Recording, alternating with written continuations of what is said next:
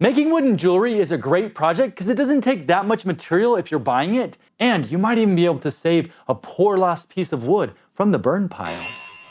Earrings are what I'm going to focus on today, and I'm going to do it with 3 different methods, starting from your most basic woodworking tools all the way up to using the woodworking tools of the future.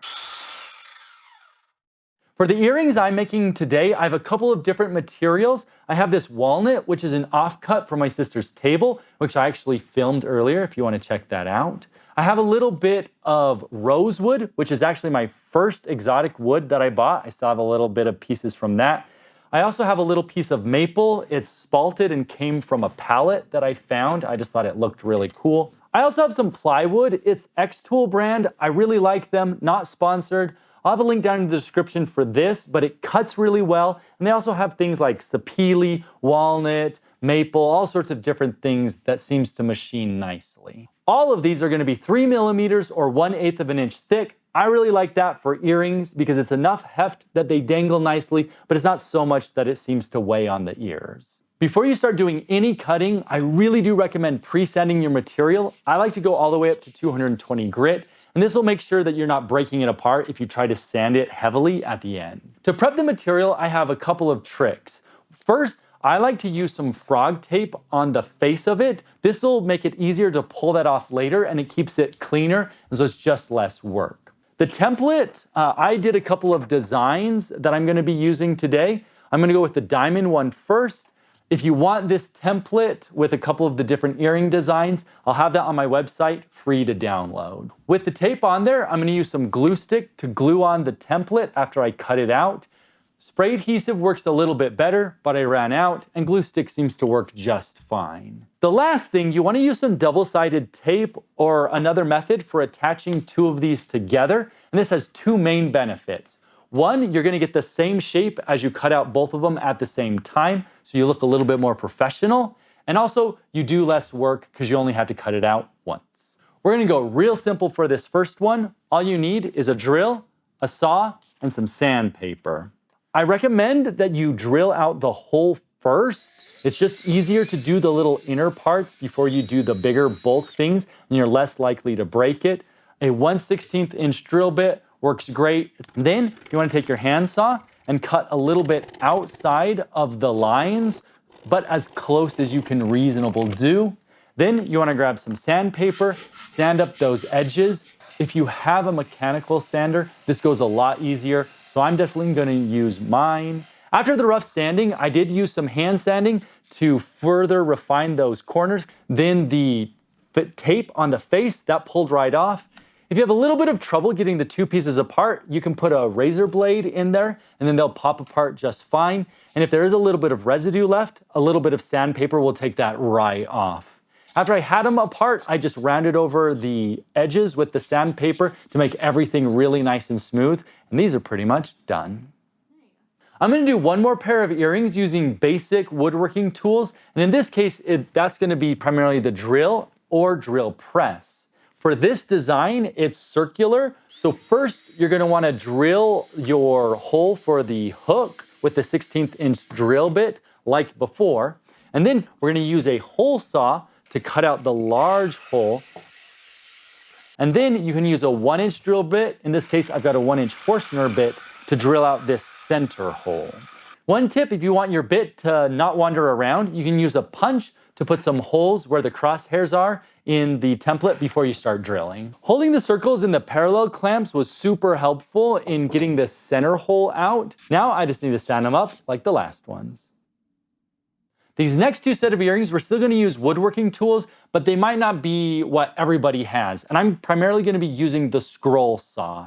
Now, if you don't have a scroll saw, you can certainly do this with a coping saw, but the scroll saw will make it faster and I think a little bit easier. The thing that's awesome about the scroll saw is that you can do really intricate designs, and not just on the outside of our earrings, but also you can feed it through the center and do intricate designs on the inside of the earrings as well. I prepared the material just like before, but you want to make sure to remember to drill your hole for the hook before you start cutting. For designs like this feather, you don't want to just cut around all of the outline in once, but you want to come in on the side, cut up towards the inner sharp point, then back out the blade, and then come back in, cutting along the line that's a little bit above it to keep those points nice and sharp. Once you have those cut out, you can just clean up around the edges and you're good to go.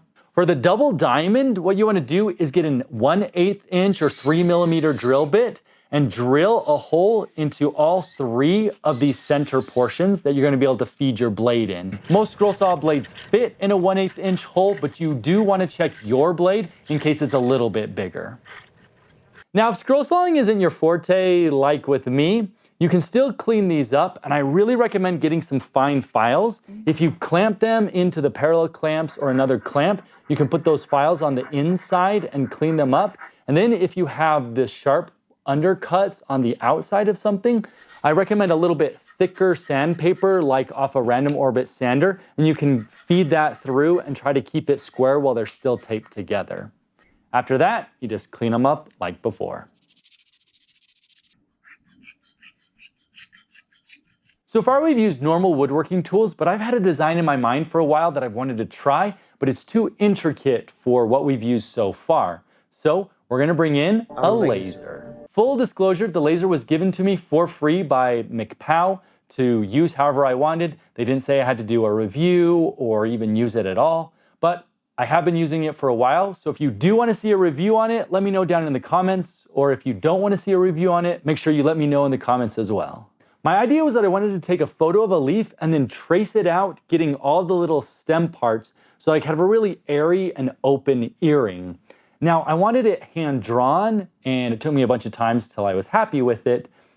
And I wanted the sort of organic shape to the drawing and the leaf left in here, and the laser is going to be perfect for that. For the material for the laser, I'm going to use the plywood that I talked about earlier, and again, I do recommend pre-sanding the whole sheet before you get started. Now, the laser does leave burn marks on the top and the bottom of your piece, and since these are so small and delicate, I recommend putting tape on the top and the bottom. I think that the frog tape yellow for delicate surfaces works really good. When I've used normal painter's tape in the past, as I've pulled it off, I've broken off some of the really intricate parts. I'm using Lightburn as the software for running the laser, and if you have the same one as I do, it's a 10-watt laser, then I found that 200 millimeters a second for the cut speed at 100% power does the best for the earrings, but your settings may vary. Once the laser's done, I like to use a toothpick to get them out, just to be delicate with them. You can pull off that tape and it should be pretty good to go. Maybe a light touch with maybe 400 grit sandpaper just to get off that little bit of smoke that might have gotten on the edges. When my son saw what the laser could do, he thought it was really awesome, so he went and designed up these cat earrings with a little cat in front of a moon and a little bit of stars, which I thought was pretty cool since he's not really into woodworking, but was still able to make his idea come to life.